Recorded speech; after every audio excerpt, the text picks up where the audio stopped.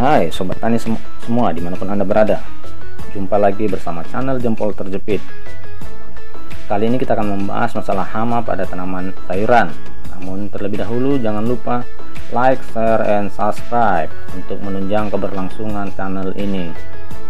Mengapa begitu pentingnya kita membahas masalah hama pada tanaman sayuran? Karena mungkin banyak di antara kita yang belum paham hama apa saja yang menyerang tanaman sayuran.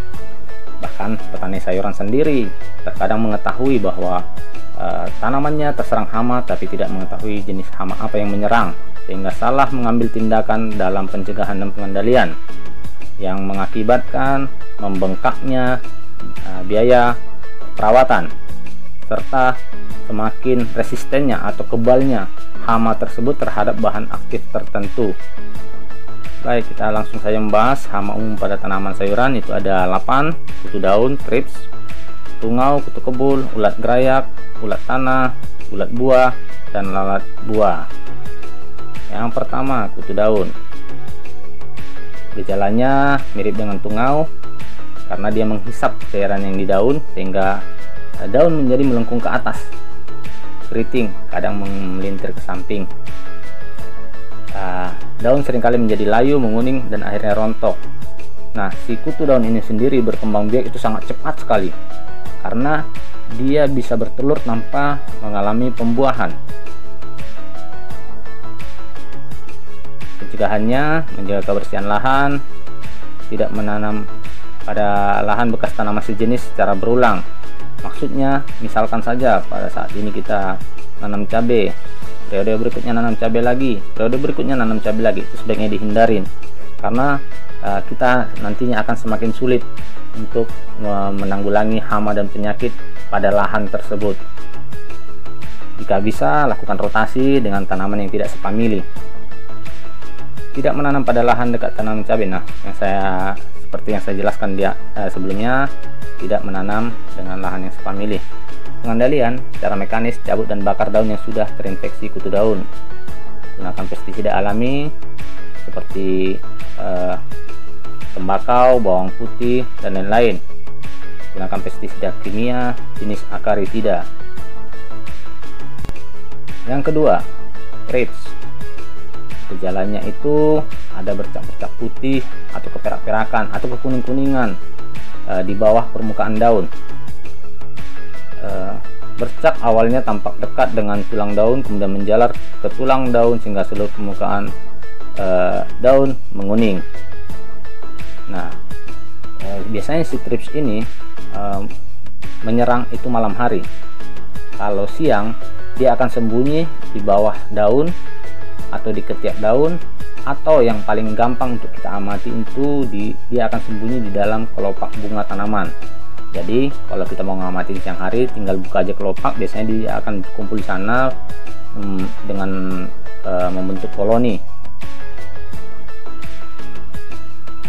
Pencegahannya, bibit tanaman yang akan ditanam berasal dari varietas yang tahan terhadap hama trips. Maksudnya di sini tahan, bukan kebal, karena tidak ada tanaman yang kebal terhadap hama. Maksudnya tahan di sini adalah jika tanaman kita terserang hama dan kita sudah kendalikan, si tanaman akan cepat pulih kembali. Itu maksudnya varietas tahan.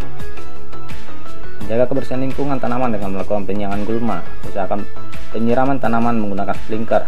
Ya, tujuannya supaya tanaman itu dimandikan. Jika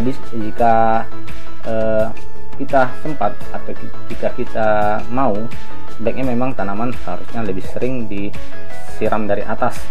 Harapannya jika kita siram tanaman, si hama juga ikut tercuci. Jauhkan tanaman dari tanaman yang menjadi inang hama trips seperti terong-terongan dan semangka, ya, karena trips ini sangat suka dengan tanaman terong-terongan dan semangka. Pengendaliannya secara mekanik dapat dilakukan dengan memotong daun yang terserang hama atau mencabut tanaman jika belum terjadi serangan yang banyak. Pengendalian secara teknis memberikan jeda pada periode tanam berikutnya seperti yang saya jelaskan sebelumnya. Pengendalian secara biologis menyemprotkan biopestisida nabati dari larutan antawali, kapur, dan kunyit.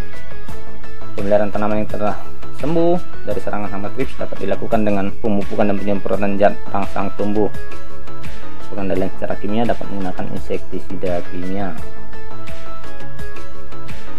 Berikutnya, tungau. Hama tungau yang biasa menyerang tanaman ialah tungau kuning dan tungau merah. Serangan tungau selalu dimulai dari pucuk daun tunas muda. Nah, serangan tungau dengan terpapar racun atau pestisida atau overdosis pestisida itu berbeda.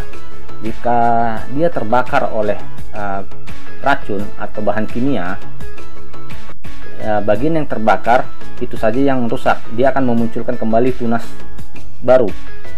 Sementara kalau akibat serangan tungau, semua pucuk akan mati dan dia tidak memunculkan tunas baru lagi. Daun yang terserang mengalami perubahan bentuk dan pertumbuhan tunas terhenti. Nah, seperti yang saya sebutkan sebelumnya, terdapat benang-benang halus pada serangan parah, daun-daun berguguran hingga tidak tersisa sama sekali. Pencegahannya, tanam pada tempat yang jauh dari areal tanaman terserang. Jangan tanam secara terus-menerus pada tempat yang sama. Seperti yang saya jelaskan sebelumnya, jangan ditanam secara berulang-ulang tanaman yang sama dan pada areal yang sama. Menjaga kebersihan kebun, karena si hama tungau ini bersifat polifag, dia bisa hidup di tanaman apapun. Makanya agak bandel ini si tungau, termasuk gulma dan lumpur liar. Pengendaliannya, memanfaatkan musi alami diantaranya cendawan, kumbang, dan trips sejenis Scolotrips. Penyemprotan insektisida nabati dan ekstrak tembakau, bawang putih yang dicampur sedikit deterjen. Terus semprotkan insektisida kimia apabila pestisida nabati tidak mampu lagi. Gunakan 2 jenis bahan aktif akarisida. Nah, di sini juga sangat penting dan sangat perlu kita ketahui bahwa banyak petani sayuran yang memakai insektisida yang sejenis secara terus-menerus. Itu seharusnya dihindari karena akan menyebabkan si hama ini akan resisten atau kebal terhadap bahan aktif pestisida tadi. Sebaiknya dalam satu periode kita menggunakan 2 atau 3 bahan pestisida dengan bahan aktif yang berbeda. Berikutnya, kutu kebul, Bemisia tabasi. Nah, ini paling gampang diamatin pada areal pertanaman. Jika kita masuk ke areal pertanaman, kita goyang-goyang tanaman, ada terbang-terbang putih-putih, nah itu dia kutu kebul. Nah, terkadang orang salah menafsirkan di tanamannya ada banyak semut, sehingga buru-buru pergi ke toko pertanian membeli racun semut. Padahal sebenarnya semut datang itu karena si kutu kebul itu hasil dari ekskresinya atau hasil buangannya itu manis, kotorannya manis seperti madu. Jadi itu yang dimakan oleh si semut. Nah, seharusnya yang kita lakukan adalah membasmi si kutu kebulnya. Jika kutu kebulnya sudah kita basmi, si semutnya juga tidak akan datang ke tanaman kita.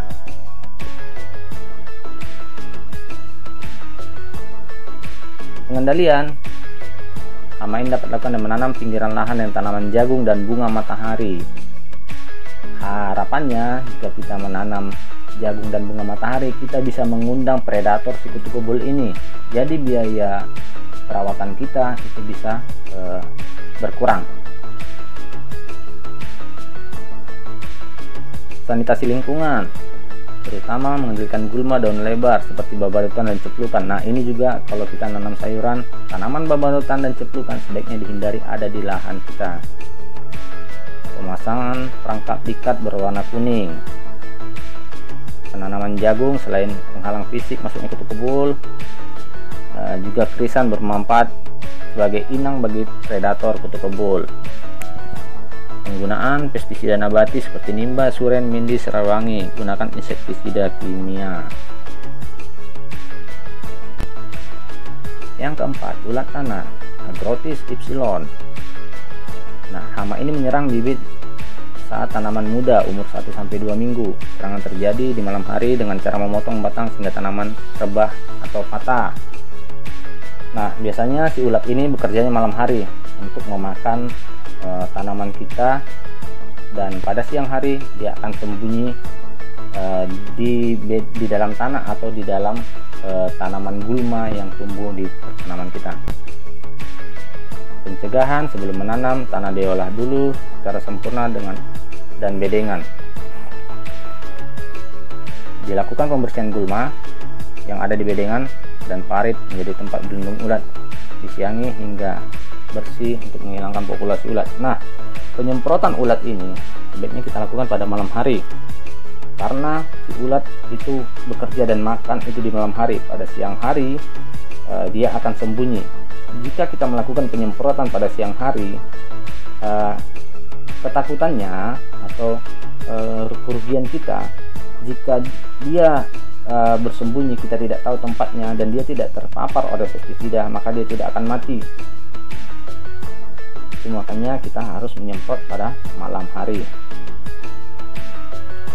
Dilakukan secara manual, diambilin di malam hari pada saat ulat keluar, kemudian dimusnahkan. Kalau serangan berat, mungkin ini saya rasa pekerjaan yang sangat konyol untuk dilakukan, ngutipin satu-satu. Menggunakan insektisida dan disemprotkan pada malam hari seperti yang saya jelaskan sebelumnya. Secara organik, insektisida misalnya dibuat dari perasan daun dan batang tanaman tembakau atau dari biji tembelekan. Yang kelima, ulat gerayak Spidoptora litura. Gejalanya: setelah menetas, ulat bergerombol di bagian bawah daun dan memakan daun sampai tinggal lapisan epidermis di bagian atas saja. Nah, jika kita lihat kadang-kadang tanaman sayuran kita ada bagian daun yang tinggal kulit arinya di daun, itu kerjaan si ulat gerayak ini. Ulat menyerang pada malam hari. Biasanya rata-rata ulat itu bekerja atau makan di malam hari ya. Pada instar lanjut akan menyebar dan memakan daun hingga terjadi lubang-lubang pada daun tersebut. Hama ini biasanya menyerang cabai pada umur 40-80 hari setelah tanam, terutama di musim kemarau. Pencegahannya: rotasi tanaman untuk memutus daur hidup hama. Pengolahan tanah yang baik selama 1 bulan untuk mengangkat kepompong hama dari dalam tanah. Nah, ini yang penting juga. Terkadang kita dan para petani kadang-kadang terlalu terburu-buru untuk menanam tanpa memperhatikan kematangan tanah. Nanti di video-video berikutnya akan kita bahas bagaimana cara mematangkan tanah, yang berakibat kepada semakin sulitnya kita mengendalikan hama tanaman yang ada di dalam tanah. Pemasangan perangkap feromon sebanyak 20 buah per hektar.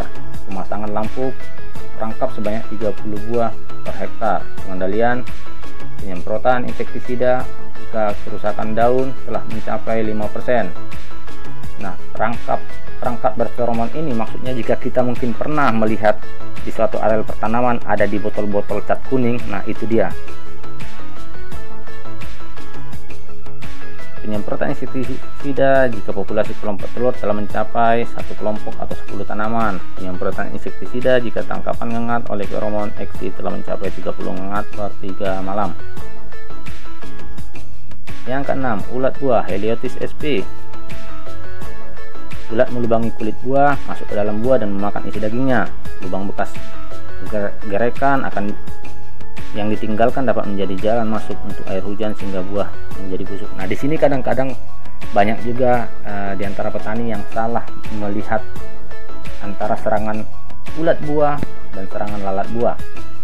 Perbedaannya, jika serangan ulat buah dia bekas gerekan atau lubang pada buah tanaman kita itu agak lebih besar, sementara kalau lalat buah itu lubang atau bintik hitam pada buah tanaman kita itu sangat halus sekali. bahkan terkadang seperti suntikan biasa saja, tapi kalau ulat itu lebih besar.